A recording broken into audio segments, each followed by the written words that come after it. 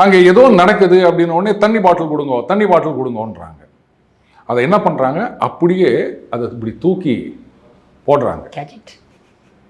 சரியா விக்ரம்? அது அப்போ அதை பிடிக்கணும்னு சொல்லிட்டு எத்தனை பேர் முன்னாடி சாய்வாங்க? அதுவே ஒரு ப்ரெஷரை கிரியேட் பண்ணாதான்?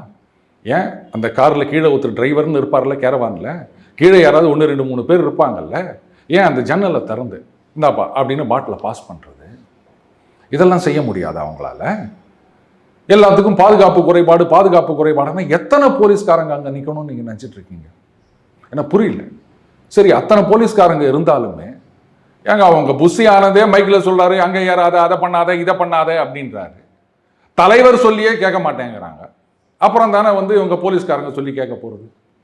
மரத்தில் ஏறுறதை நீங்க பார்த்துக்கிறீங்களா? இது புது ட்ரெண்டா இருக்குது.